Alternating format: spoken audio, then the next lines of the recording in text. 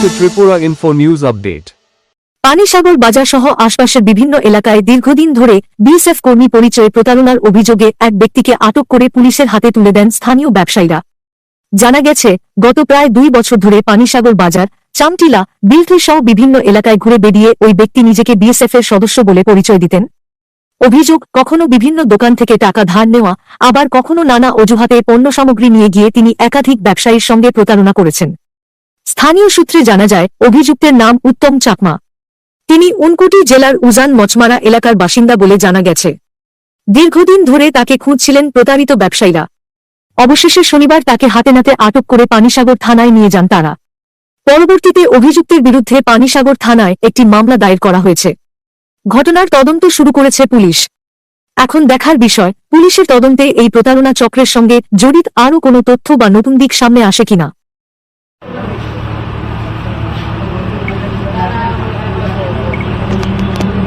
আমরা জানতে চাই, আজকে পানিসাগর থানাতে আপনারা কি কারণে আইছেন, কি অভিযোগ দিতে আইছেন? আমার নাম অভিজিৎ কুমার নাথ। বিগত 1 বছর আগে আমার দোকান থেকে একটা ফ্যান চুরি করে নিয়ে গেছে। তো ওটাই আজকে তাকে ধরা হয়েছে, সেই জন্য আমরা এখানে কে চুরি গেছে? তো টাইপের লাগবে বিএসএফের ড্রেস পরে এসে নিজেকে কি না সে বিএসএফ দাবি করছে? আইয়া কি করছে, ফ্যানটা কিভাবে নিল? আপনি চিনেন না, জানেন না, তাকে কিভাবে বাকি দিলেন? তো আমরা তো তখন সকালবেলাও যখন দোকান খুলেছি তখন তো আমরা কাস্টমার এসেছে, পুরো বিএসএফের ড্রেস একদম বদলি একদম। ও আয়া করছে আমারে যে একটা আলমারি আর একটা সুকেস আর একটা ফ্যান লাগে, একটা গাড়ি আমার করছে আলমারি লাগিয়া। আমি একটা গাড়ি আনিয়া এটি গাড়ির মধ্যে এটি আমি লোড করে দিছি। আর ফ্যানটা ও হাতে করে লিয়ে গেছে যে হেয়ার রিলেটিভ ওইখানে সামনে কোনো বাড়িতে পাহাড় থাকে, ওইখানে নিয়ে দিয়ে আসার পরে আমার পেমেন্টটা এই থেকে হ্যাঁ হয়েছে। আর আজকে থেকে কতদিন লাগে?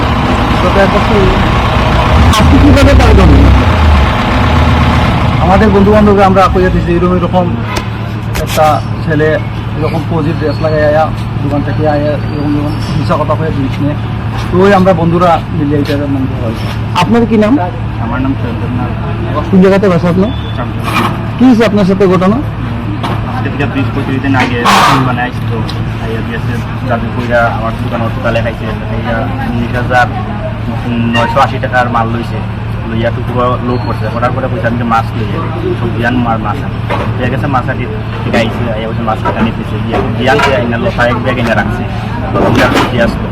তাকে আমার পয়সা আমি দিয়ে আনছি, আমার তো ক্যাশ নাই, আমার অনলাইন দিতে লাগবো, তোমার আমি একলগে দিলাই তুমি আমার টাকা দোষে।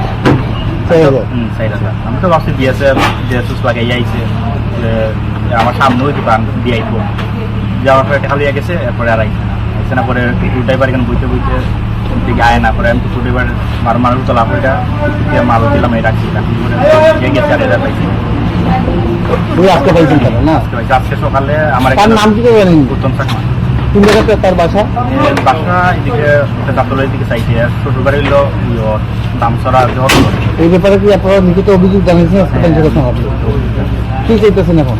আমরা তো চাইতেছি আমরা টাকা যাতে যদি নিচে এটা আমরা ফিরাই দেওয়া, আর যাতে ভবিষ্যতে আরো কেউ করে না, শাস্তি পায়।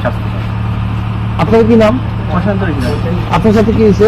আমার ধর্মনগর থেকে আমার আমার গাড়ি আছে, ধর্মনগর থেকে বলছি যে সে পানিসাগর বিএসএফ ক্যাম্পে যাবো, এখান থেকে আবার বিষ্ণুপুর ক্যাম্পে যাবো। লাগে আর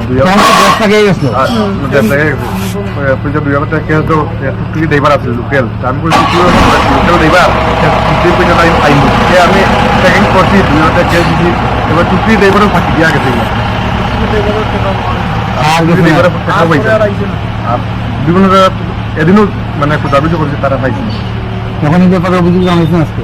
এই ব্যাপারে আজকে দোকানে আমি খবর আইছি, চোরটা ধরা পড়ছে, ও খবর লাগে সবুজ তার আপনি আছি। যখনই যার দোকানে গেছে সে ওই ফৌজি ড্রেস লাগিয়ে নিজেরা বিএসএফ বলিয়া সম্বোধন করে। আপনার কি নাম? স্বর্ণজিৎ। আপনার সাথে কি হয়েছে? আমার দোকানে গেছে গিয়া প্রথমে মাছ 30 কেজি কাটাইছে, ওই যে তার 300 পিস লাগে, তার ক্যাম্পিংয়ে লাগি 300 পিস মাছ কাটাইছে।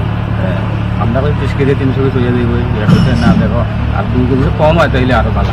প্রায় 27 কেজি মাছ কাটাইছে। কাটানির পরে আমার কাছে একসাথে তোমার টাকাটা দিয়ে আর আমি এখানে সবজি আর খরচাটা দিয়ে আমার টাকা 2,000 টাকা দাও।